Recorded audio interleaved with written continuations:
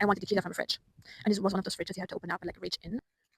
When I was a yacht hostess, I wanted a crew consisting of like 10 Spanish guys and a skipper who wasn't from Spain but spoke Spanish. So it happened that the guys were like, "You don't speak Spanish, I don't talk to you." So they only spoke English to me if they needed something from me or if they needed me to hand them something. So for one lunch, I'm like in the kitchen, like everything spread out, already half the food plated.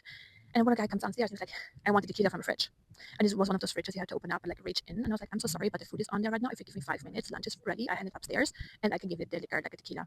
He's like, "I want it now." I'm like, "I'm so sorry. Give me a minute." I was like, "I'm not going to argue. I'm just going to put everything somewhere else. I'm not giving him the tequila." I turn around to make some space and he just lifts up the fridge. The plates broke. The food was gone. Like I couldn't solve anything. And then he grabs the tequila, turns around and be like, "When is lunch ready?" I was like, "I'm sorry, but you just broke lunch." And he's like, "I'm hungry. I want lunch." So I just tried to fix it as good as I could. I made him charcuterie board and some sandwiches.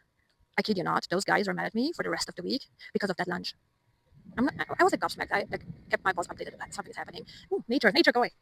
And because we get ratings at the end of the week, literally my boss canceled those ratings because they mentioned like the lunch that wasn't served. And I'm like, excuse me. So the one thing I learned, I always treat people with decency.